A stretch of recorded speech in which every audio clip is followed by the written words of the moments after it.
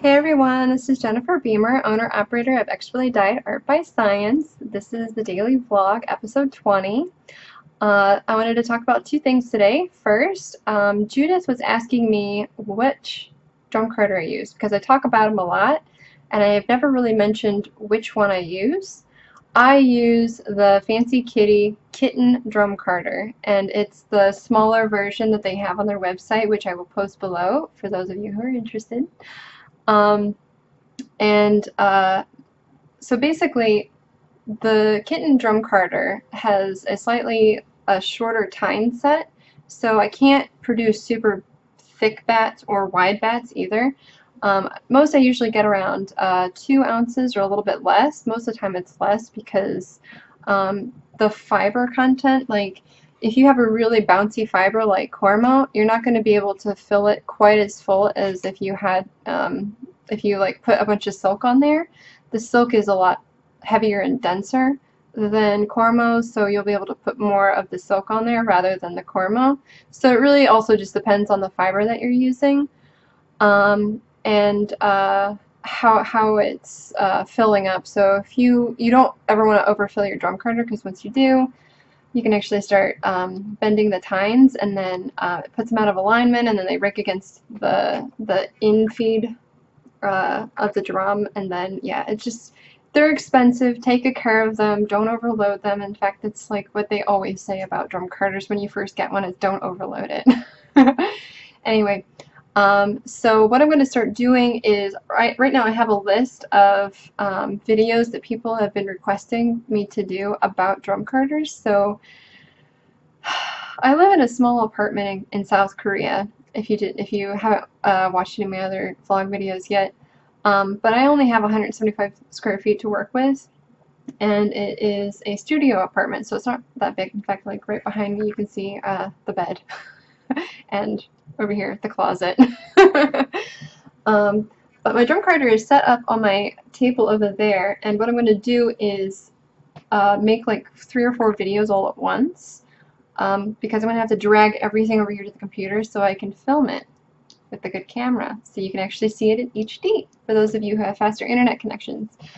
I have some requests now, but if you want to add more requests, go for it. You know, if I'm going to go through all this effort to set it all up, I'd rather get more from you guys now than have to, you know, do this again in the future, which I probably will in the future anyway, just because there's tons and tons of things to talk about.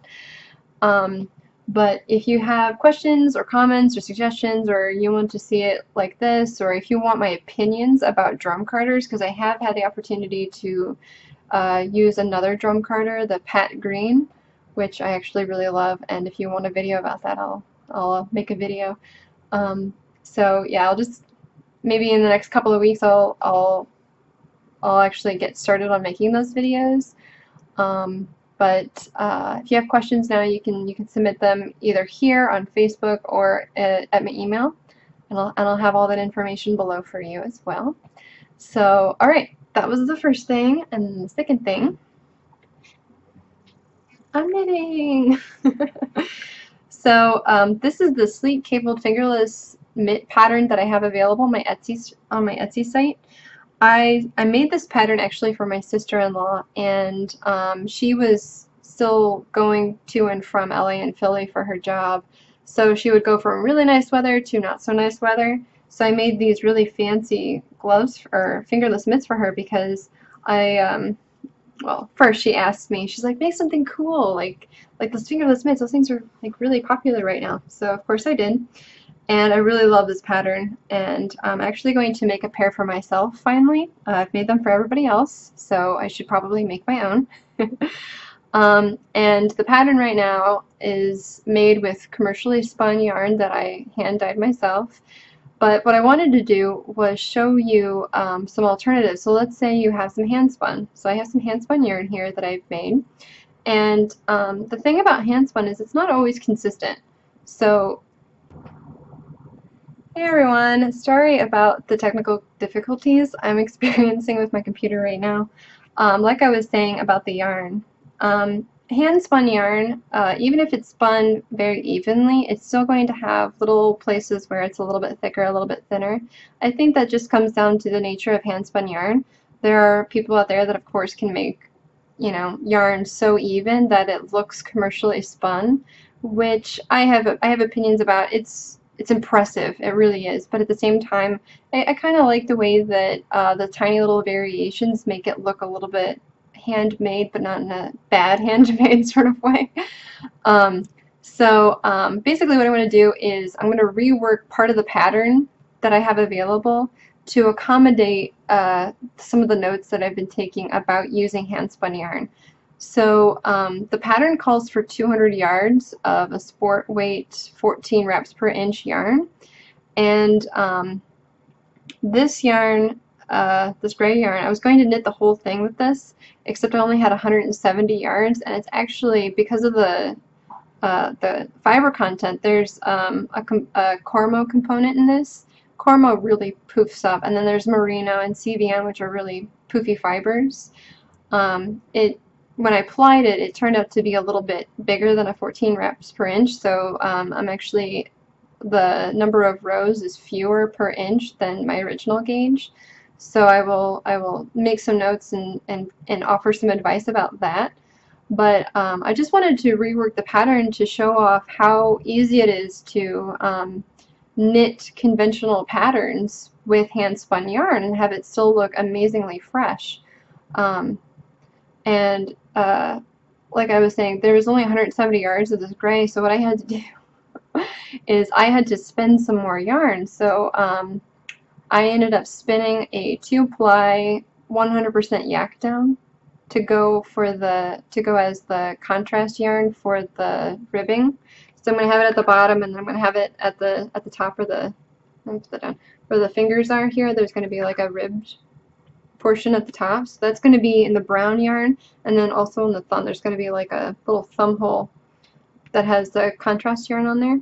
So I'm going to basically republish the pattern, and with that I'm also going to make necessary changes to make sure that the pattern is very clear. I'm learning things about pattern creation, and also I want to update the photos because I just love the way that handspun looks.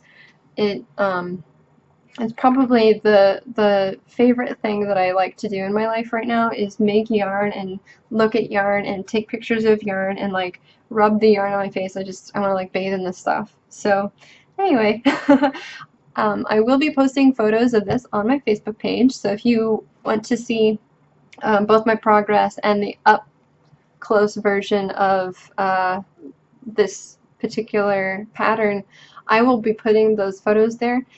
I mean, just looking at it, I love the teeny little variations, and because I use pulled sari silk in making these bats, there's, I don't know, I'm going to put this up here, you probably won't be able to see it, but like these two little white blobs right here, this one and this one, that's the pulled sari silk.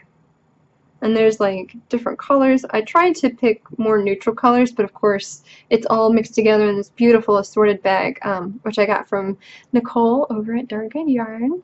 And so every once in a while there might be like a little blue or a little bit green or a little pink, and those actually become my favorite spots. So there's a little pink line right here.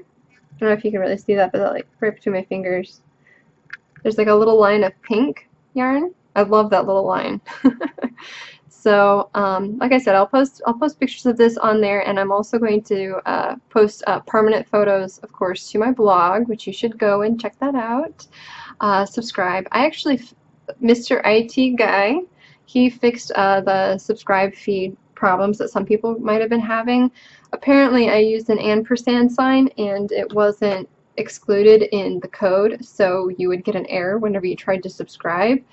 Part of that is my fault. I should know better because I hear him talk about this sort of stuff all the time.